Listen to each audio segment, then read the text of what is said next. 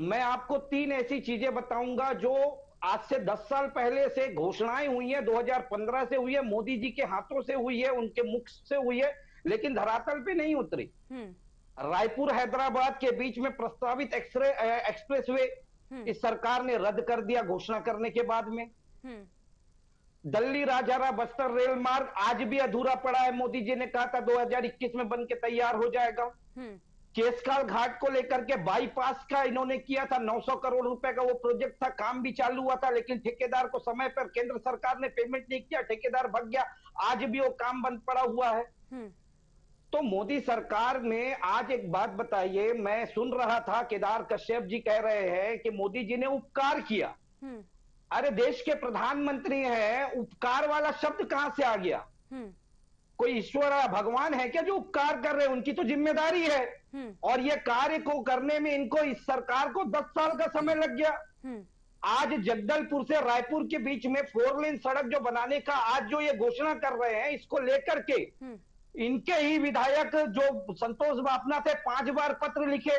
हम्म। इनके सांसद दिनेश कश्यप ने 2018 से पहले 3 बार पत्र लिखा। हम्म। 2018 के बाद में जगदलपुर के विधायक ने 3 बार पत्र लिखा। सांसद हम्म। बस्तर दीपक बैस जी ने 5 बार पत्र लिखा। हम्म। आज एक बात बताइए, इनको 10 साल यह निर्धारित करने में लग रहा है कि हमको क्या कार्य करना है और क्या कार्य नहीं करना है। हम्म।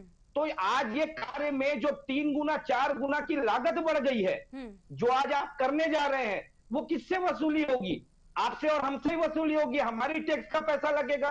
या फिर आज यह बात ये भारतीय जनता पार्टी स्पष्ट करे कि आज 2024 के चुनाव के बाद में जब इनको बहुमत से नीचे उतर गई है, तो इनको समझ में आया कि अब जो देश की जनता जो है विकास कार्यों पर ही वोट करती है, तो इस मजबूरी में इनको ये घोषणाएं करनी पड़ी है। चलिए, और ठीक भूपेश है। बघेल जी सत्य कह रहे हैं। भूपेश बघेल जी क्या कह रहे हैं? भूपेश बघेल जी भी तो यही कह रहे हैं कि खाली घोषणाएं तो हुई है, धरातल पर उतर जाए, लोगों को समर्पित हो जाए, तब माना जाए कि हाँ भाई कुछ कार्य हुआ है। जावेद जी, आपका रुख करना चाहेंगे, जिस तरीके से निशिकांत जी ने कहा था कि सड़कें बन रही है, इससे रोजगार मिलेगा, व्यापारियों को भी लाभ होगा, फायदा होगा, और अगर बात करी जाए तो कांग्रेस पर निशाना साधते हुए नजर आ रहे थे, भ्रष्टाचार का आरोप भी लगाया है। देखिए नवजीत जी, पिछले 10 महीने से आप सुन रहे हैं, पूरा प्रदेश सुन रहा है, ये भ्रष्टाचार का केवल आरोप लगा रहे हैं। अभी तक भूपेश सरकार के एक मंत्री के ऊपर में ये आरोप तय नहीं कर पाए, आरोप सिद्ध नहीं कर पाए हैं। तो अब ये भ्रष्टाचार की बात करने की बजाय जो खुद को मिली हुई सत्ता है उस पर कार्य करने पर ज्यादा ध्यान दे, तो प्रदेश की जनता के लिए ज्यादा बेहतर होगा। और रही बात भ्रष्टाचार की, तो जो एजेंसियां ये लगा करके रखे हैं उनके ऊपर छोड़ दे, वो एजेंसियां तय कर लेंगी कौन कितना भ्रष्ट था और कहां भ्रष्टाचार नहीं हुआ था। दूसरी बात, मनीष जी की बात से मैं सहमत हूं। मैं बिल्कुल, मनीष जी, हम विपक्ष में बैठे, हम बिल्कुल स्वागत कर रहे हैं, हम इसमें कहीं वो नहीं कर रहे हैं। हमें खुशी है कि चलिए 10 साल लगा इस सरकार को छत्तीसगढ़ के लिए सोचने के लिए, बस्तर के लिए सोचने के लिए।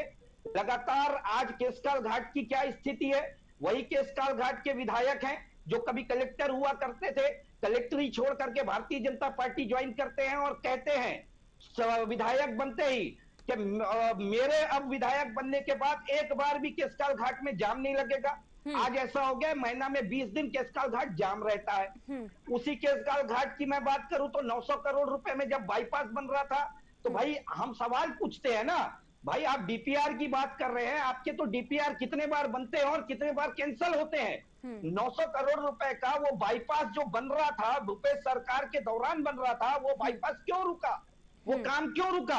और आज उसकी लागत 2.5 गुना बढ़ गई है। तो अगर वो 2.5 गुना बढ़ गई है तो वो किसके खाते में जा रहा है वो 2.5 गुना का बोझ? और आपने कहा कि इससे रोजगार मिलेगा, बिल्कुल मिलेगा। तो यह रोजगार 10 साल में भी तो मिल सकता था। आप क्या केवल डबल इंजन की सरकार होगी तभी आप उस राज्य में काम करेंगे क्या? अगर किसी और की सरकार होगी तो आप पक्षपात करेंगे क्या?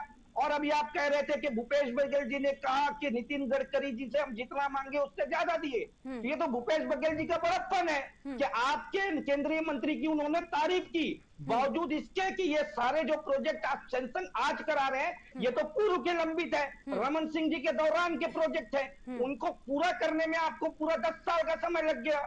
तो सवाल तो उठते हैं। और रही बात, स्वागत तो हम कर रहे हैं, लेकिन मैंने पहले शुरुआत में क्या कहा कि मोदी सरकार में योजनाओं और नारों में अंतर नहीं है।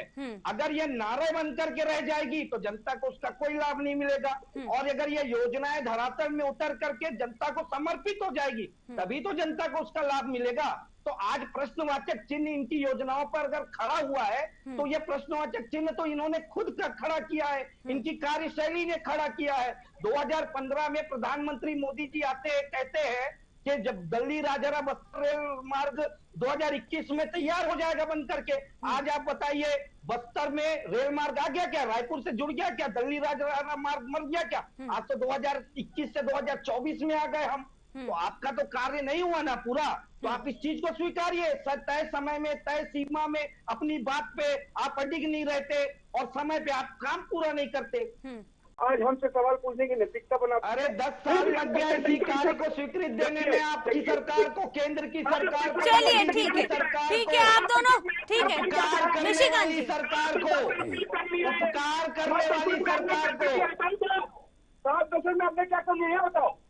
हम तो कर रहे हैं, जनता के चोट पे कर रहे हैं। आपने 7 दशक में क्यों नहीं बनाए रोड? और 2014 से पहले जितने कार्य हुए, निशिकांत जी आपको रोकना चाहेंगे? बनाए गए थे, वो बात अलग है कि 2014 से पहले कार्य आपको तो दिखता ही नहीं है।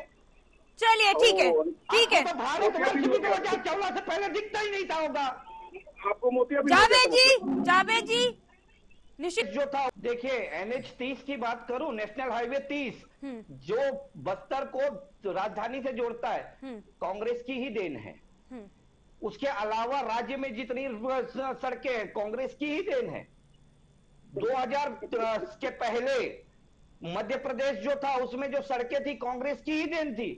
कोई बैलगाड़ी में नहीं घूमते थे, कोई मट्टी की सड़कें नहीं होती थी, मुरम की सड़कें नहीं होती थी। मैं बिल्कुल मानता हूं कि मोदी जी की सरकार में भी कार्य हुआ, मैं कब वहां पर मना कर रहा हूं, लेकिन कार्य निर्धारित जो की जाती है उस पे कितनी सच्चाई होती है, कितना धरातल पे उतरता है, कितना ऊपर नीचे जाता है, मैंने तो बता दिया ना। अभी अब मैंने पूछा 900 करोड़ रुपए में केसकाल घाट का बाईपास का आपने काम चालू किया, ठेकेदार ने काम भी चालू किया, लेकिन वो काम रुक गया। उसी का जवाब दे दे भाजपा के प्रवक्ता, क्यों रुक गया? जिसका आज लागत 2.5 गुना बढ़ गया है, इसी का जवाब दे दीजिए ना। चलिए निशिकांत जी, तो पूरा नहीं हुआ ना। निशिकांत जी, क्या कुछ वजह रही कि काम बीच में ही अधूरा रह गया? और इसी के साथ साथ ये भी जानना चाहेंगे कि प्रदेश को डबल इंजन की सरकार का कितना फायदा होगा, क्योंकि लगातार देखा जा रहा है विकास कार्यों की सौगात दी जा रही है, लेकिन वहीं विपक्ष का कहना है कि जमीनी स्तर पर ये सारी चीजें दिखाई नहीं दे रही।